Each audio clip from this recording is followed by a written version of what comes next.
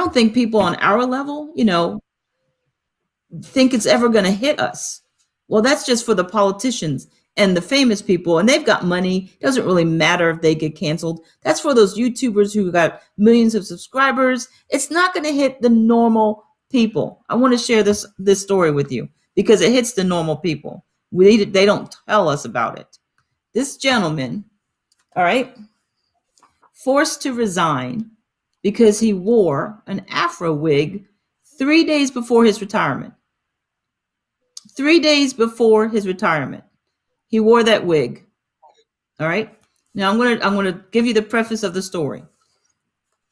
It's in DeKalb County.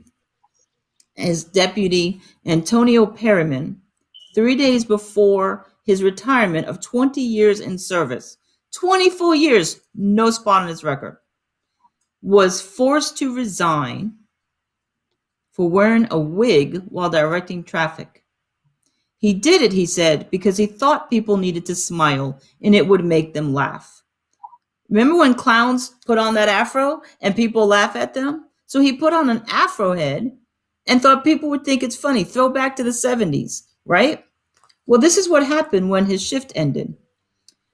Deputy Sheriff Melody Maddox claimed that both she and Sheriff Jeffrey Mann were not pleased with the wig, and the punishment was forced to resign. Okay, they said that Perryman disgraced the uniform by wearing an afro wig. Disgraced the uniform. So here's a man, the sheriff, saying that this gentleman disgraced the uniform by putting on a wig. Now, women wear wigs every day. Why can't men wear a wig? There's a thought. But the sheriff, he actually did disgrace the uniform, and he's still sheriff, because in 2017 he was charged with indecency and obstruction, and he was caught on video running and evading from the police through public parks. But he is still sheriff. But yet this gentleman canceled.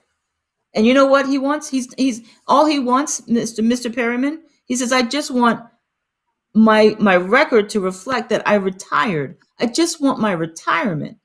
20 years of service gone because you wear a wig?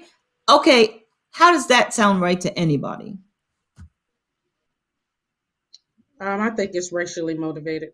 Personally. Well, yeah, because they said it was an afro wig. They were not pleased with it. It disgraced the uniform to wear an afro wig. I think the sheriff should be fired. I think the sheriff and the deputy sheriff should be canceled for making that judgment. Mind you, there was no complaints by the people. The public had no problem with it.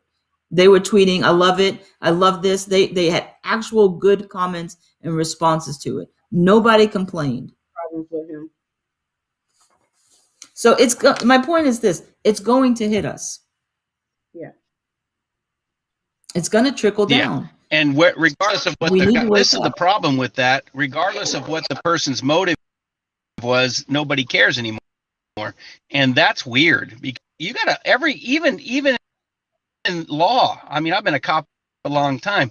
There's the spirit of the law and the letter of the law. You got to get to the bottom of stuff.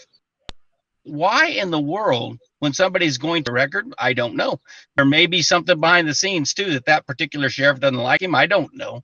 That happens. Politics inside a unit, and I've had people say, "Oh, you got to stop doing that, Bill, or you're going to get in trouble with the department." I know. I've asked people to be on my Wednesday show, Truth Talk, a Conversation, and they're like, "I can't do it. If my job finds out, I'm going to lose my income. I can't say what I really believe or what I do outside of my job because it will go back to them."